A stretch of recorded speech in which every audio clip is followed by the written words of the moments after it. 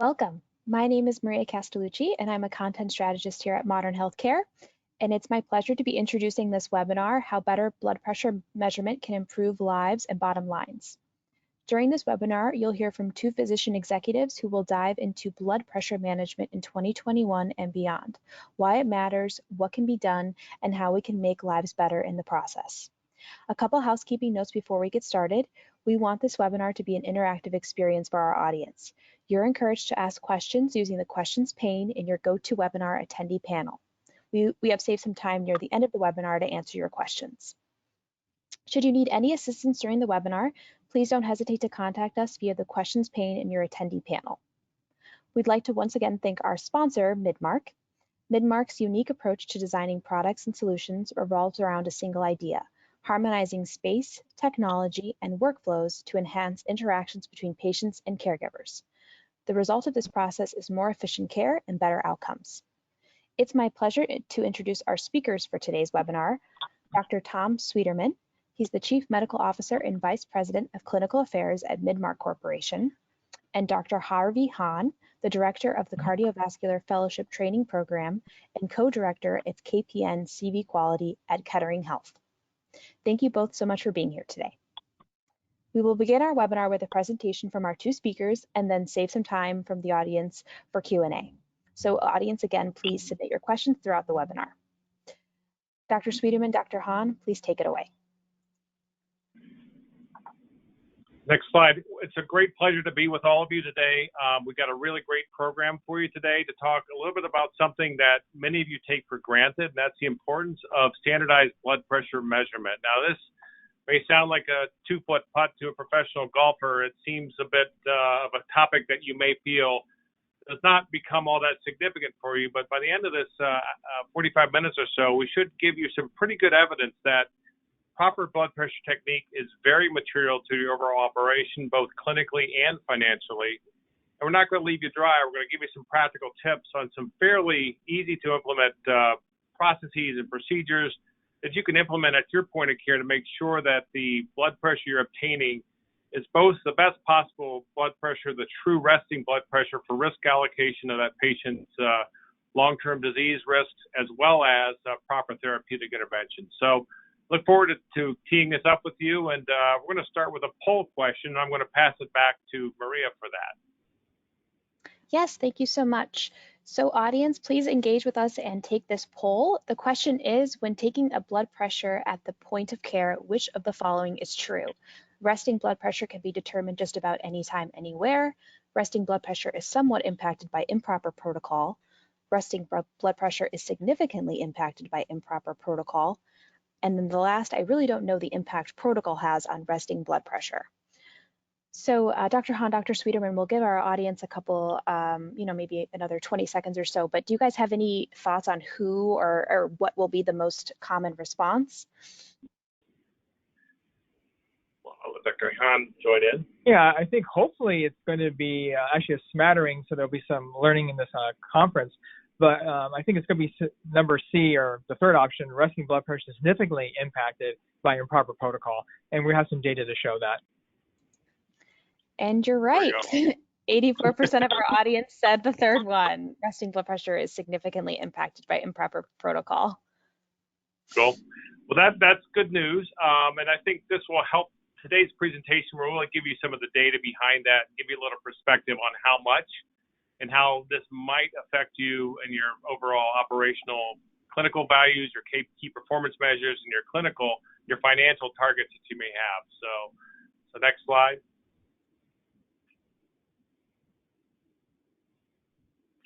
So we're going to argue today that the blood pressure is the single most important vital sign. I think what you'll hear is that this single measure of a patient's physiologic health has such deep implications across the care spectrum, not only with the top 4 or 5 most costliest, highest morbidity diseases out there, but also it paves the way for really truly understanding the risk of that patient. In a value-based model, learning the risk situation for a patient helps you tailor a treatment protocol that can help them through that life path where they have fewer long-term sequelae. So next slide. So why would we say blood pressure is the most important? Well, ever since the SPRINT trial, which we'll talk about a little later, came out in 2017, we're starting to see that blood pressure has this deep relationship to cardiovascular concerns like heart attacks, strokes, lower and peripheral vascular disease, dialysis. And the fact is that if we do treat that more effectively, we can have significant double-digit reductions in these long-term issues. And those issues are the costliest for your hospital to manage. And also, we learned that through the interventional techniques that we have at our disposal, not just therapeutic pharmaceuticals, but also through lifestyle modification, we can make a real significant impact in that overall cost of care and really help that patient live a healthier, more vibrant life. Next slide. It is an extremely costly condition for us. The average blood pressure patient costs the health systems up to $2,500 more for their annual costs. Next slide, please. So if you take your average patient population of 1,200 patients, that adds up to a very heavy, significant cost for each health system or any payer's environment. Megan, if you could go to the next slide, please. Must be having some issues advancing the slide.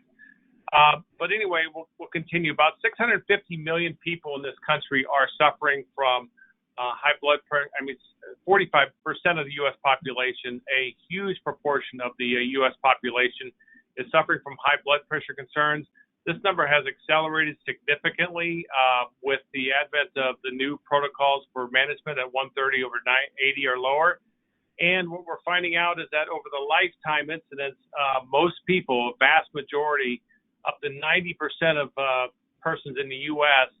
at one point or another will have an elevated blood pressure that needs to be therapeutically treated. This is a staggering number, as you can imagine. 90% means just about everybody who walks in the door at some point will need to be given attention to this concern. So measuring that blood pressure effectively is going to be so critical because determining when you need to do that intervention is really, really significant. And so I think we're having some slide advancement troubles. So we'll restart the presentation. Can you see this next slide? This is Maria. Is this the right slide or this one? No, we're seeing basically a Word document. Oh, I'm so sorry. I'm sharing my wrong screen. Sorry. Is this the right slide? Sorry about that. So as we conclude this slide, it's just, I don't think it takes a lot of argument to determine that when 45% of the U.S. population at the tune of 100+ million persons, this is something we need to pay very significant attention to, and something where making a wrong call on a patient can be very problematic for both your clinical workflow and also for the patient therapeutics. So I'm going to pass it off to Dr. Hahn to talk about the impact of treatment. Just a comment, hypertension is actually the #1 diagnosis treated as an inpatient or an outpatient. So you look at the numbers and the impact it has, it's actually pretty staggering. Now, if you look at this slide, there's 3 levels to hypertension control. The first thing is, can we detect it? So we have to measure it. 2 is, are they on treatment? And finally, 3, are they controlled? And what you can see is less than half the people who we've actually diagnosed or have their blood pressure under control. And that's a big problem, because if it's uncontrolled, they're still going to have all the target organ sequelae, stroke, vision changes, heart failure, renal failure that come with it. Now, what's really exciting, though, is that if you can get it controlled, you're going to have a huge reduction in complications such as stroke, heart disease, and death, or death from all causes. So it really has a huge impact on the patient's long-term outcomes. Next slide, please. Now, if you look at this, we're really in the middle of an Afib epidemic. And one of the biggest drivers of atrial fibrillation is high blood pressure. Now, this slide shows the growth and the change in the death rate, not just the incidence rate. So as you can see, the long-term serious complications of atrial fibrillation are only increasing. If you look at Oregon, there's over a 50% increase in women dying from atrial fibrillation. So I think 20 or 30 years ago, when we were practicing, AFib was thought of kind of like a nuisance. It's interesting, it's irritating, but this has serious long-term, short-term impacts on patients' health. Dr. Hahn, you're one of the leaders in the cardiovascular care at your local hospital. You were explaining to me that the growth in AFib has caused you to completely accelerate your ability to treat and manage this. Can you talk a little bit more about that? Yeah, it's really interesting. About 10 years ago, there was a single electrophysiology lab. And in the electrophysiology lab, we actually go and try to treat and get rid of atrial fibrillation. Now we have two, we're building two more.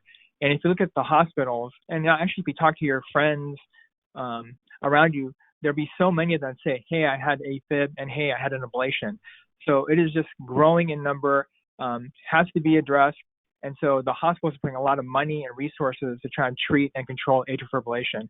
And like I said, probably the starting point upstream of AFib is controlling high blood pressure. Next slide, please. Now, the important thing on this slide, if you just look at the graph on the right, is you can see that if you have tight, good blood pressure control, you can reduce the incidence of atrial fibrillation by half. That's a huge impact. In a lot of studies, you'll get some small changes, 10% difference, 20% difference. Here we're talking about 50% difference in the amount of atrial fibrillation you're going to have. So that's going to have a huge impact on how patients feel, stroke risk, and morbidity and mortality. And one thing you mentioned in our pre-call discussion was that many of the therapeutic options you have for AFib involve blood pressure agents or hypertension agents. So tell me about that, how the measurement becomes very critical in determining what the therapeutic path looks like. So on the first part, we try to rate control the fast heart rate that comes along with atrial fibrillation. But to do that, the limiting step is typically blood pressure. The medications we typically use are ones that will lower the heart rate, but also lower blood pressure. If you don't know what the blood pressure is and we're pushing these meds, then that can make the person dizzy, tired, or get to the point where they're hypotensive and can faint. So the blood pressure is really, really an important number to look at. Next slide. Now, the Surgeon General actually had a call to action about blood pressure. And you can see on the right, there's multiple areas to get in and to work on blood pressure. But the biggest one that was called out was accurate blood pressure measurement. Because if we have garbage in, it's going to be garbage out. If you do not know what the actual blood pressure is, it's going to be very hard to titrate your meds, know when you achieve control, or know when you've gone too far and are making the patient symptomatic. So the measurement is really kind of the guide stick of how we treat, diagnose, and take care of high blood pressure. What's interesting about these Surgeon General reports is they're very much incidental, one-time things for these Surgeon Generals to do. If you go through the story of these, there's typically the big items like Alzheimer's disease or other major issues that are affecting the U.S. healthcare system. I think this year high blood pressure was the critical attribute for them to investigate because they know it has such deep long-term implications on the overall health and wellness of the U.S. population, and it drives so many of the chronic conditions that are both costly and very problematic for patients. So next slide. So we're going to talk about capturing that accurate blood pressure, and it's really not that complicated. It's just going to have to force you to rethink this simple procedure that's done at practically every patient encounter. So next slide. The real instance of this and when it became sort of an awareness point for the U.S. population and U.S. clinical staff was in the SPRINT trial that was published in 2017. Now, SPRINT was just a clinical study to determine what is the optimal therapeutic plan or treatment goal for people with blood pressure problems. And it turned out that the 130/80 was the happy point where we saw 25 to 26% reduction in these long-term health issues. What was really unique about this is I've seen a lot of studies on blood pressure and its impact on clinical diseases, but we've not seen many studies where they actually used this study to determine the best practices for taking blood pressure. It was prior to this assumed that a blood pressure is a blood pressure. If the patient was sitting or legs crossed or talking or had a full bladder, it didn't really matter that much. And they began to realize when the study designers put this together that they had to really capture the exact protocol that needed to be attained for every single patient. And so the SPRINT team really defined for the American Heart Association and the American College of Cardiology and a lot of other institutions on how proper blood pressure could be taken. That was done through clinical science. They looked at all the studies for all the issues that could impact the blood pressure negatively, and they tried to remove as many of those as possible. The other big paradigm shift that occurred here was the implementation of an automated system. Yes, automated systems and human ears, there's a difference between those two. And in a perfect scenario with a perfect listener and a very well-trained staff, the audio method of the traditional stethoscope and a sphygmomanometer is the most accurate. But when you take the whole care team, you take the variability, you take the time for deflation doing it at the right pace, it was determined by these independent authors that an automated system is indeed the most accurate method out there. And so this changed the thought process on a traditional ambulatory practice that perhaps that automated system with all these protocol elements in place is the best population health measure for your own teams. So next slide. And here's some of the outputs of another study that just came out this year. This was done by the United States Preventative Task Force. Now, the United States Preventative Task Force defines many of the protocols in the clinical realm for best practices. When to do mammograms, when to do prostate checks, how often you do colonoscopies, whether you use aspirin for preventing complications from arrhythmias. And what this task force determined was that the blood pressure methodologies were not well defined nor well studied for how impactful they were. So they did a study out of some very talented clinicians out of Stanford and out of California, put together a meta-analysis where they looked at 52 different studies about blood pressure acquisition. And what they found was that you see these quotes on the right, substantial methodological heterogeneity, meaning they were doing it all different ways, all different fashions. They're doing it by human ears, they're doing it by automated. And what they also determined is that nobody's really looked at this with a great deal of clinical intrigue or scientific rigor. And they found that there was just a lot of issues with how blood pressure is taken today. But despite that, and looking at the home-based readings, looking at the office-based readings, look at 24-hour blood pressure, they did determine that screening for blood pressure anomalies or issues is best done at the office, at the clinical setting where it's traditionally done today, despite the actually limitations that come with it. And we're going to talk to you a little bit about that underlying statement there, because we think those actually limitations can be mitigated to some extent. Next slide. So what they came up with as a final recommendation is that, indeed, this should be started as an office-based determination of blood pressure high elevations. And if you think about that new change from 140/90, which was the pre-2017 recommendation, to the 130/80, you added 30+ million more people to the dose of high blood pressure. At the very borderline between normal and abnormal becomes very, very thin, and you have to be very assured that when you do call someone hypertensive, that you have the right clinical program in place. So another thing that was found in here was that the protocol characteristics were sparsely or variably reported. Now, part of this was because these studies were done before the Sprint trial in 2017, but also because it was just a situation where people weren't respecting that the positions, the fact that the back needed to be supported, the feet need to be flat on the floor, the bladder should be empty, the arm needs to be at heart height and supported with a supportive device, and the cuff needs to be the right size and the right position on the body. 7 different accuracy points that are pointed out in the graphic on the right. And another thing that was very significant was almost a very significant majorities were using mercury sphygmomanometers, which are blood pressure cuffs that weren't properly titrated or given the proper accuracy determinations, which can have up to a 5 or 9 point shift in the blood pressure if they aren't calibrated correctly. So next slide.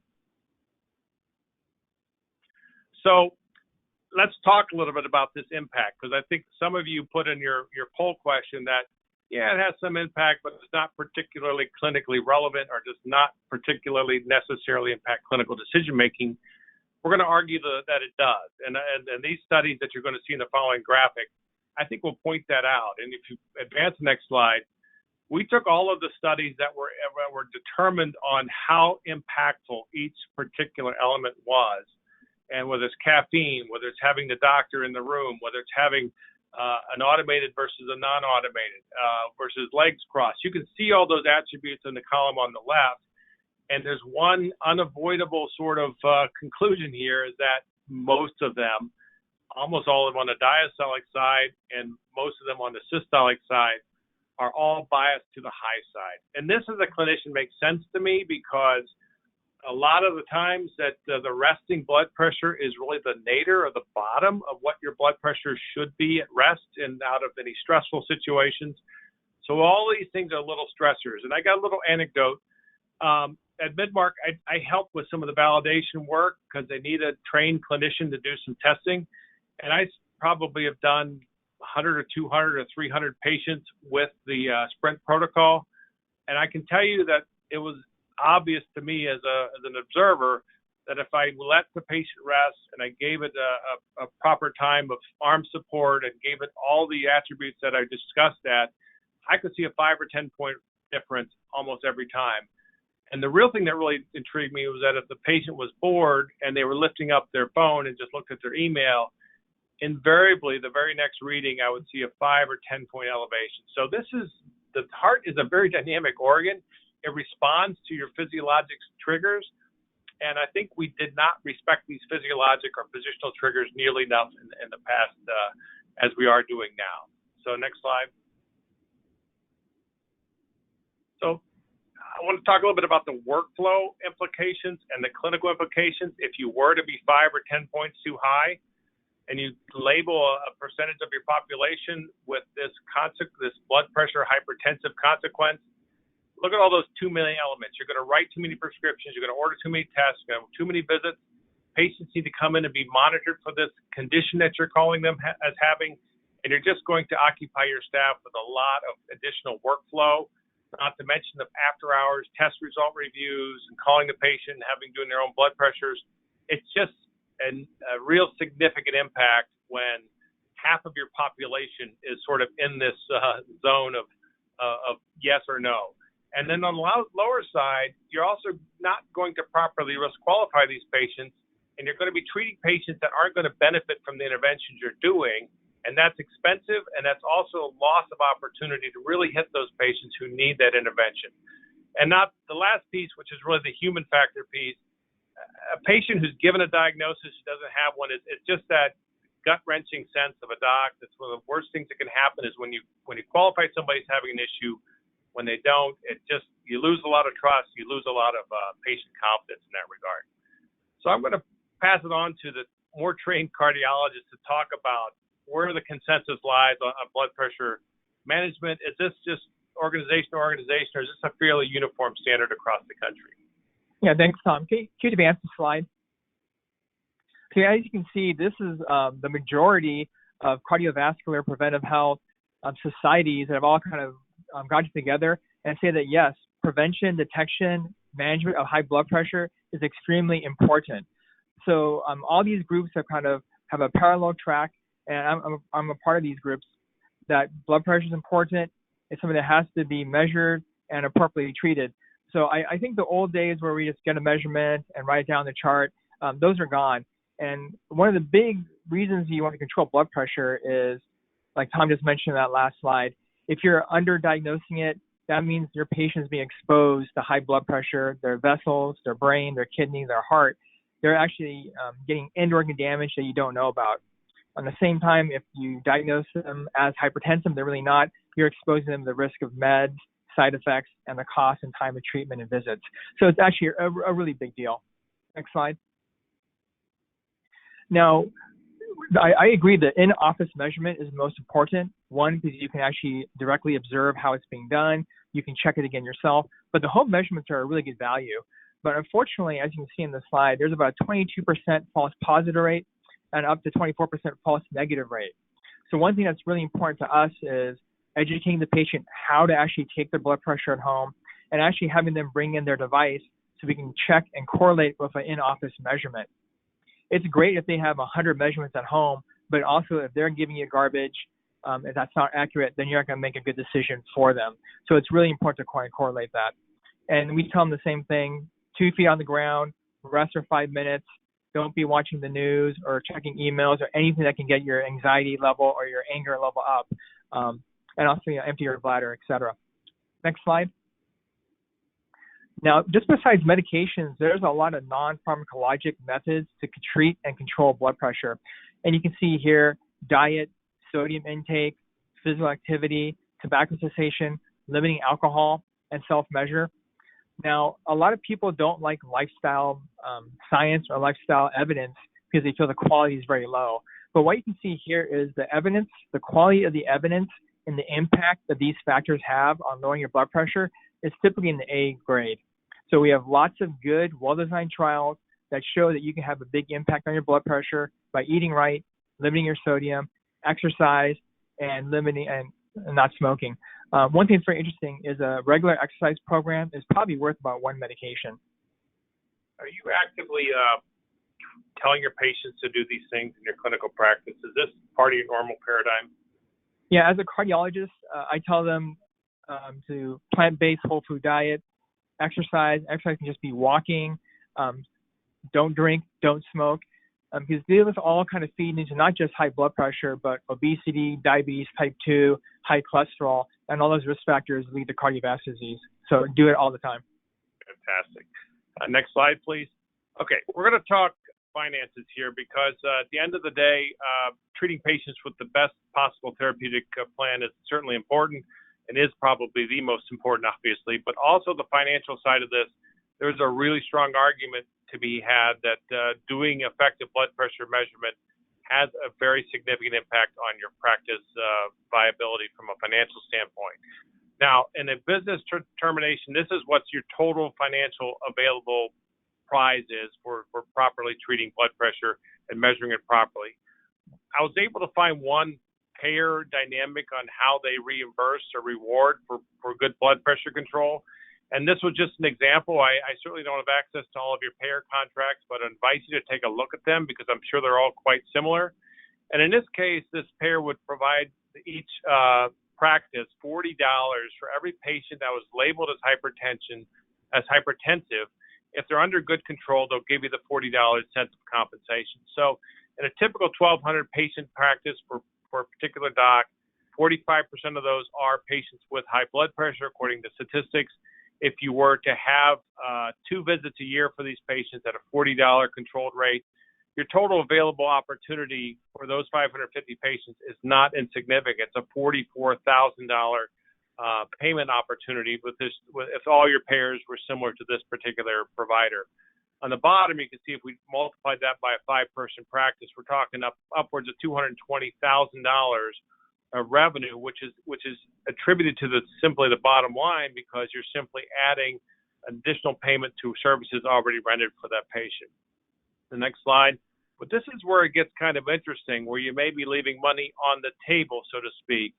I was able to look at the National Health Allergy and Nutrition Survey, which is a U.S. governmental body that did a very thorough study of people with blood pressure and determined what the ranges were and where they were sitting from a resting blood pressure standpoint.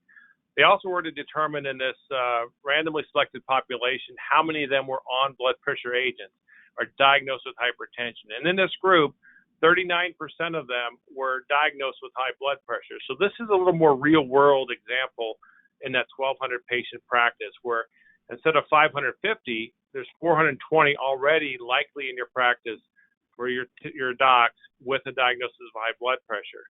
Now, if we take 50% of that group and we assume that about half of them are in the 5 or 8 point or maybe even 10 point range of being considered controlled, which I don't think is all that much of a stretch, because if you think of a bell curve and you think about where that bell curve sits on a normal patient population, the treatment zone is almost near the peak of that bell curve. The half are going to be on the non-treated side, half are going to be on the treated side. And so I'm assuming in this model that probably 50% of them are within 5 or 10 points of being in control. Now, if you go back to the previous graphic I showed you, which each of these solo impact things, legs crossed, feet not supported on the floor, all of those things, if you took any one of them and you were subtract, say, 5 or 8 points, you would probably be determining that of those 420 patients, maybe up to half of them could be in control by properly assessing their blood pressure at the point of care. Now, what's also fascinating about most of these contracts is the last blood pressure of record. So if a patient is going to the orthopedist because of a fracture, or if they're going into a doctor's office ready to have a procedure, you're kind of penalized because that patient is probably A, not going to get a proper technique for the blood pressure, and B, is going to have circumstances that drive that blood pressure up. So we think there's a real strong opportunity to take 200 patients in your typical practice, and then we take that $40 incentive multiplier, and if you add that up, it's a significant chunk of change. It's in the double digits of thousands, and it gets up to $100,000 when you're talking about a practice. Now, the beauty of this is you're not adding any therapeutic regimen. You're not changing your practice plans on how you treat blood pressure. You're not adding more labs. You're simply taking the time to do a proper technique to get these patients in the right resting blood pressure category where they truly belong.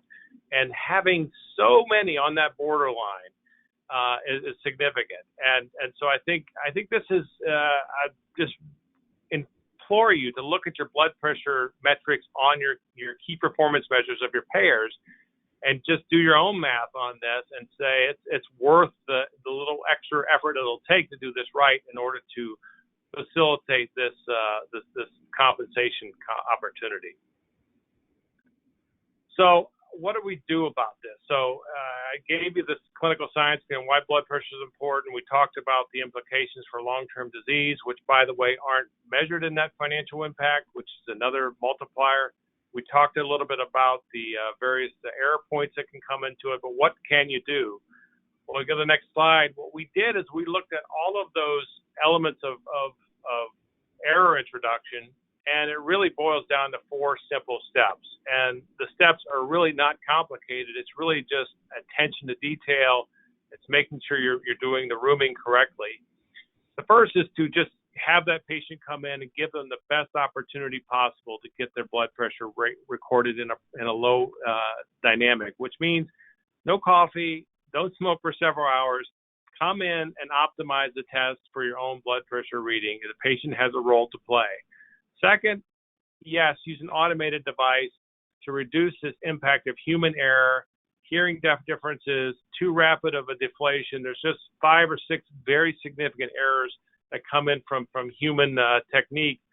And by using an automated device, you know it's done the same way every single time.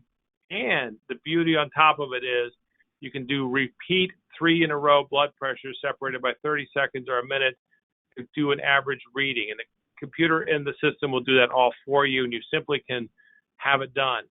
The extra trigger bonus is the ability to have this being done automated with you out of the room.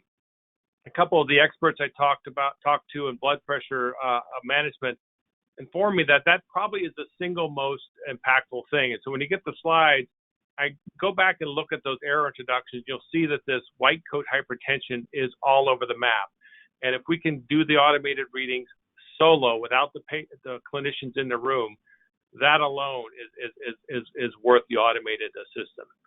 Third, train the clinical staff to follow this protocol and make sure you do the rest period. You can incorporate the rest period into your rooming process where the blood pressure is the last thing you do as the nurse or MA is walking out of the room. Instruct that patient never not to talk, not to pick up their phone, and pay attention to that cuff selection. It's probably one of the more impactful equipment-related issues that are out there, and give that patient every incentive to try to get the blood pressure down during the acquisition by keeping their legs uncrossed. And the last piece is there is equipment available that does all of the positioning requirements for you. There's nothing in your office you do more often than a blood pressure. It's simply part of every patient visit. So get the equipment that fits the dynamic of that need by making sure that patient can have the feet on the floor, whether they're a 5'4" woman or they're a 6'7" man.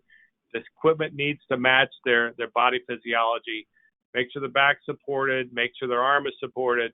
And this is just the way a patient wants to be anyway from a comfort level. So the equipment is out there, it's available to you. Next slide. So regarding that equipment, here's an example. This is a mid-mark table. It's a 626.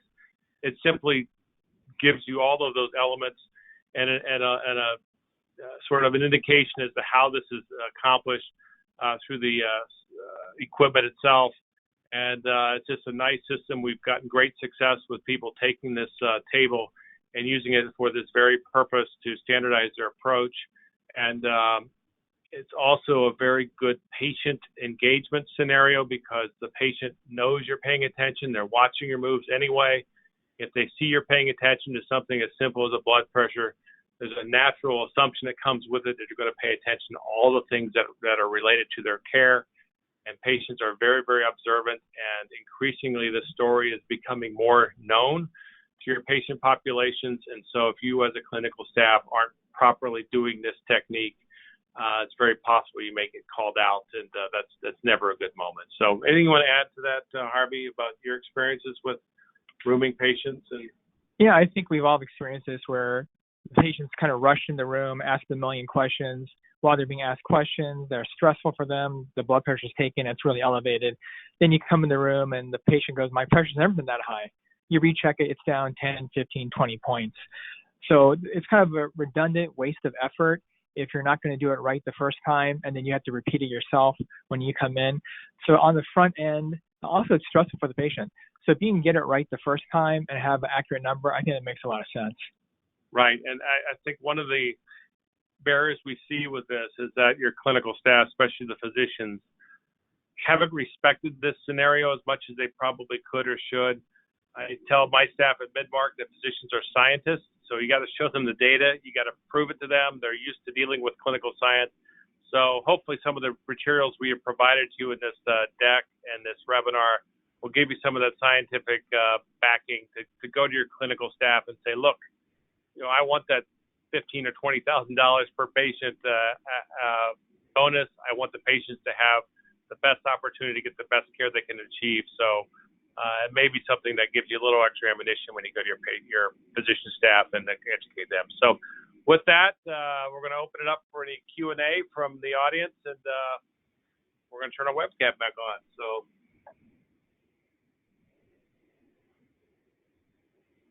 Yes, thank you both so much for that excellent presentation. So we have been getting some questions from the audience, but audience, please keep them coming. If we don't get to your questions during the live webinar, Midmark can also follow up with you after the webinar. So for the first question, what are some of the roadblocks or challenges to blood pressure standardization that you've encountered? Either of you can start off. Yeah, I can go first. I think the big one, let's be honest, is there's 3 or 4 major societies, and they've all changed the absolute number for blood pressure in the last 5 years. So there's actually a level of confusion. And also the targets keep getting lower, which people find frustrating because that means to have a quality outcome, you have to actually push the level lower. And so I think that's a huge barrier, kind of not knowing what the number should be, confusion what that number should be, and then there's some frustration that the targets keep dropping. It's like a carrot that's being led away from you. And another thing I've found is the automated system, it's not a comfortable message to tell the clinical staff that this machine on average can probably do it a little more accurately than you can. That doesn't ever sound right.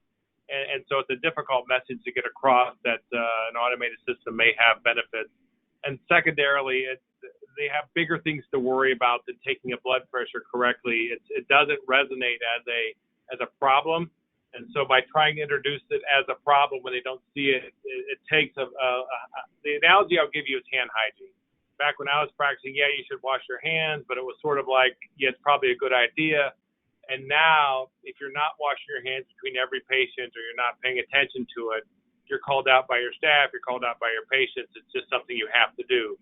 I think blood pressure assessment's going in a similar sort of path, where eventually it's going to be very aware that simply slapping a cuff on, taking one without paying attention, the measurement's not going to mean much. It's going to be a garbage in, garbage out thing.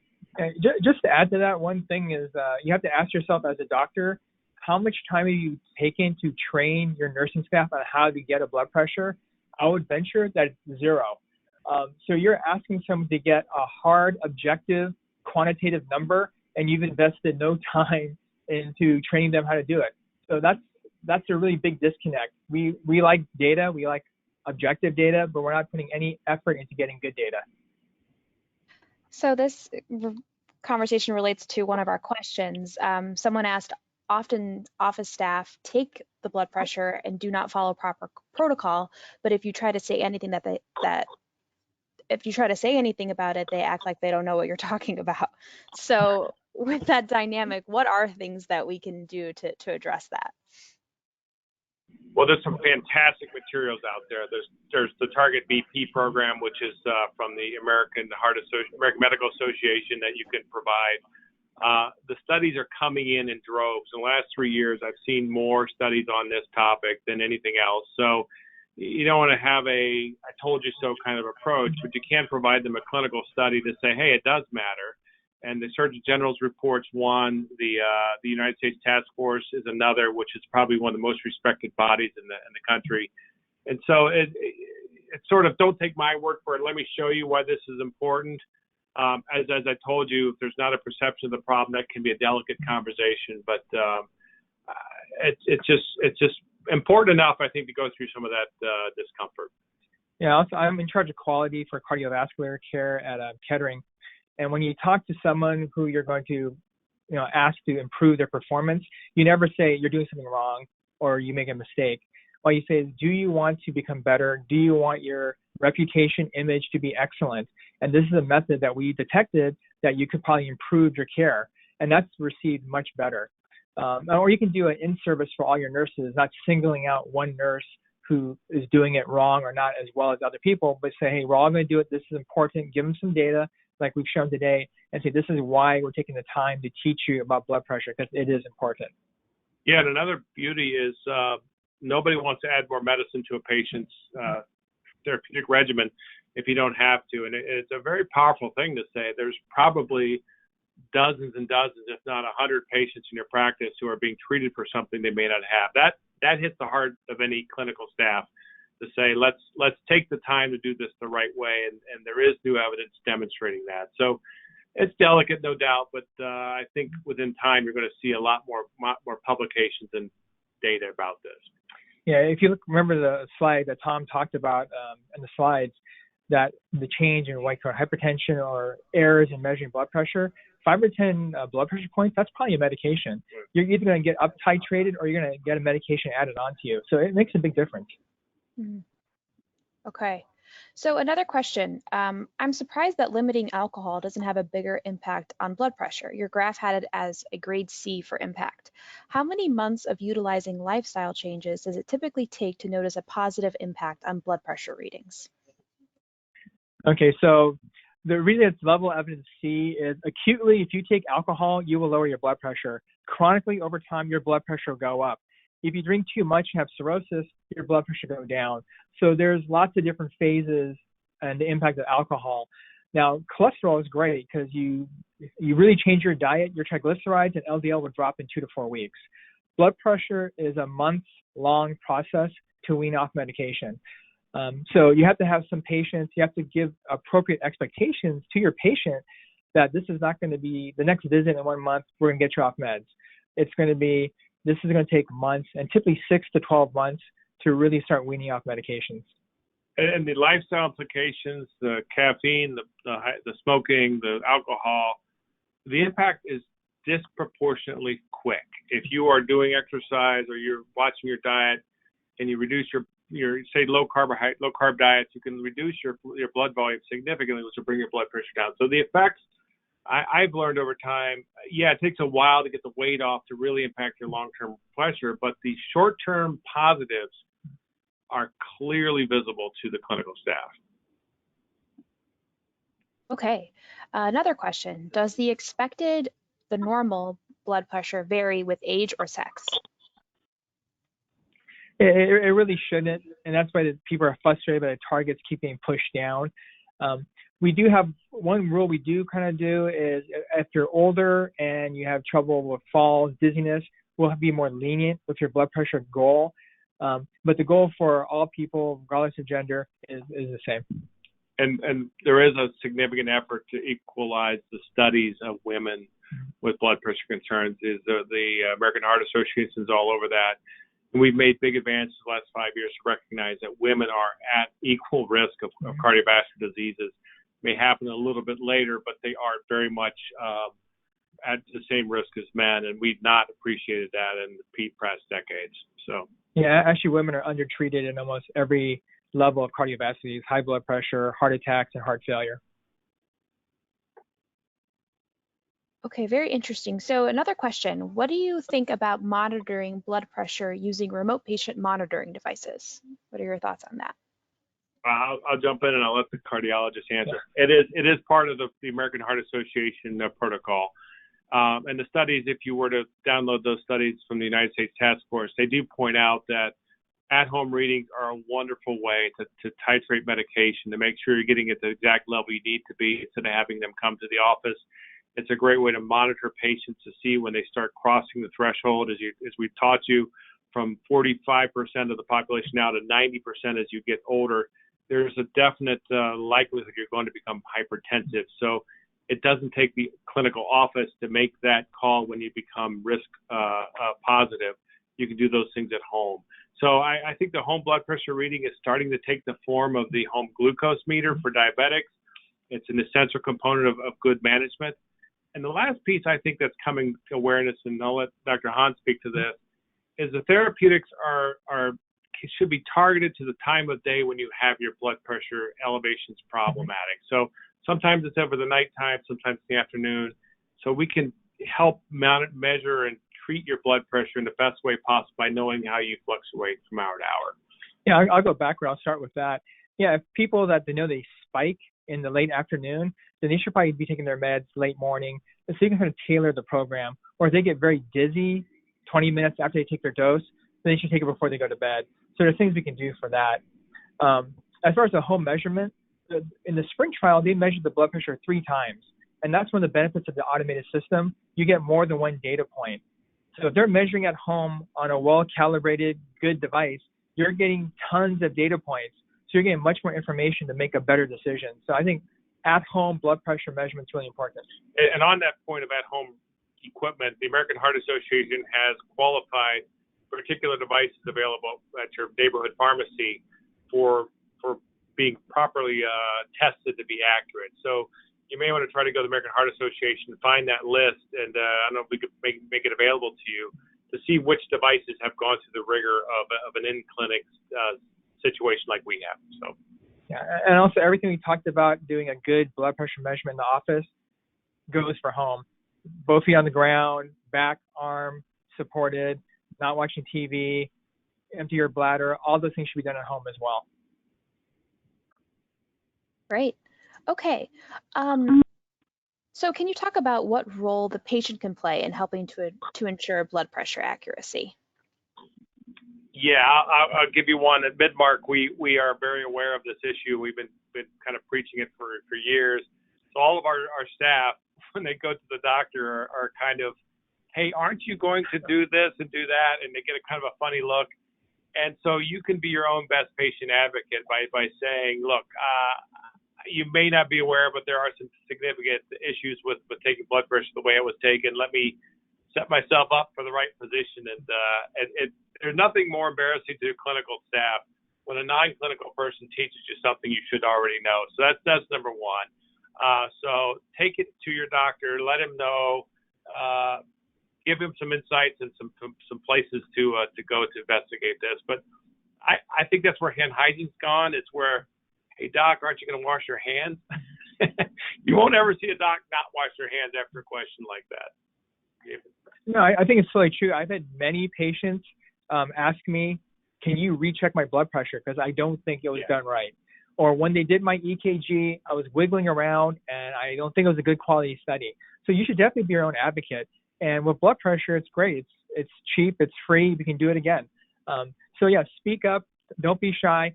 And your provider should not blow you off. They should take that request seriously. Great. Okay. So can you talk about why blood pressure assessment accuracy is still such a challenge? Yeah, it's just been, first off, we've known the effects of blood pressure forever. And it's one of those studies that has been done as sort of to rote memory of how it's done. It just hasn't hit the point of knowing that we have to change this scenario in the general care practice. But those days are coming. There's a lag between the clinical science that gets published in the New England Journal and JAMA and all these other articles, and eventually clinical practice changes. In the past, that was a 15-year cycle where the clinical data that gets presented takes 15 years to work its way through the proper therapeutic protocols. That's speeding up immensely now, especially with COVID. So I'd imagine it's going to happen more quickly. I don't have anything to add to that, Harvey, but no, I think it's really important. We look at a bunch of other labs that we use to monitor and treat patients' cholesterol, glucose, hemoglobin A1C. And we like these really objective numbers, but like I mentioned before, we really need to treat blood pressure much more carefully so it's actually a much more accurate, hard number. Especially in this age of high tech where we like to, let's just get a scan or a CT scan or something else to figure out what's going on. We have the ability to diagnose and measure treatment right at the bedside, easily and quickly, but we don't put the effort into it. Great. Okay. Another question from the audience. Is there any effort to reach out to community physicians as there seems to be minimal staff training in office practices? Yeah, I'll jump in. That the Target BP program for the American Medical Association, they were kind of combined for a while, is all about this. It's all about the fact that let's get your patient populations in control, and let's teach the staff on the proper techniques. And so Midmark has some great materials available on our website for this proper protocol. And we are starting to do some outreach. I've done some discussions at Federal Qualified Health Centers and elsewhere to kind of bring the awareness up. And that's the whole purpose of this webinar is it's sort of like, hey, folks, this is a real clinical issue. This isn't something that just, oh, by the way, this does impact you. So I think the resources are there. They're just not front and center. I think they're coming. Okay. Another question was, what are some of the challenges you have seen with body habitus, arm size versus the cuff size? I'll let you talk about that. Yeah, so that's a big problem. I think we all know we're in the middle of a type 2 diabetes, obesity epidemic in the United States. And I think Tom mentioned this, probably cuff size determination is probably the biggest error we have. Too small or too big a cuff. Typically now it's too small of a cuff. So you definitely need to have a large cuff, and then they have these cuff expanders now that can make the cuff even bigger. So picking the appropriate cuff is important. And if you think about how blood pressure is measured, it's by a sound of the stethoscope. And if you have a lot of excess tissue and adipose tissue, it's hard to get to the point of the artery. That's a challenge for just attaining it. And on the automated side, we're measuring the wave of the pulse in the side of the cuff. And so when you have a lot of excess tissue around the artery, that becomes more challenging. So just by default, a heavy body habitus patient is a struggle for both methods. And this is why doing it as trained, effective way as possible in a quiet setting is probably the best. As a little aside, you may not realize that all of these automated devices used in practice are required to test patients in that category with the largest cuffs out there. And it has to be, a dozen in your survey to make sure that our tests are accurate. So there is the FDA and the AME committee mandates that we test in this category, but it is unfortunate, as Dr. Hahn points out, it's a struggle, but I think getting a good measurement is critical for them because their therapeutic requirements are probably higher. Yeah. A follow-up question to that is, what about the wrist blood pressure cuffs? Are those accurate? Do you recommend those? I'll talk about that. It's further from the heart, okay, and it's a measuring a pulse wave in a different artery than what you're traditionally measuring on the upper brachial. We talked about cuff position as a really important attribute. For every inch or so it's off position, you can gain or lose many points of mercury on the blood pressure assessment. So when you get down to the wrist, it's smaller artery. They many of these, in fact, I know most of them have not gone through the automated testing rigor that the more standardized and clinic ones do. So I would go against it. If it's the only thing you have available, absolutely, it's a reasonable facsimile of what the blood pressure could be, but certainly not as accurate as the brachioartery up here. More to add. So. Yeah. So when we a lot of my patients will bring in their device, we check it. The devices that are really the farthest off are the risk devices. But that once again brings the point, you really have to have them bring their device in and calibrate it against your in-office measurement to know what the offset is. And the risk ones almost always have an offset. Very interesting. Okay, I think we'll just have one last question. You guys have been talking about this, but maybe just as a final note. So what can be done to increase everyone's understanding of the impact of hypertension misdiagnosis? Well, it's called the silent killer for a reason. Most people aren't aware they have the problem. And that's just been a hard sell as a primary care physician myself. Having a 45-year-old gentleman come in who's strong as an ox and feels great, and say, look, I'm going to have to put you on a medication. That's a big step for people. So I think it's something that we are building more awareness to. The Surgeon General's reports calling this out. And the point I always told my patients is, look, this is a 10-year scenario. I need to treat you 10 years before your heart attack, 10 years before you start having peripheral vascular disease in order to really make an impact to keep you out of that game. And so I may feel like I'm 10 years early, but that's because I have to be in order to get you to where you need to be when you're older. And it's no fun. Primary care physicians take the brunt of that. By the time they see Dr. Hahn, they typically have accepted or know they have an issue. But it's the worst thing you can do is give them a diagnosis and then later retract it, because then you've got a real communication trust issue. So you got to be darn sure when you make that step, and primary care physicians typically are the first doing it, you have that evidence, like Dr. Hahn said, it's level of a CT scan or a lipid assessment or something that you know what you're dealing with. Yeah, I think there's two concepts. One's called area under the curve. The more you have your blood pressure elevated more different times, that's the more damage you're giving to all your blood vessels.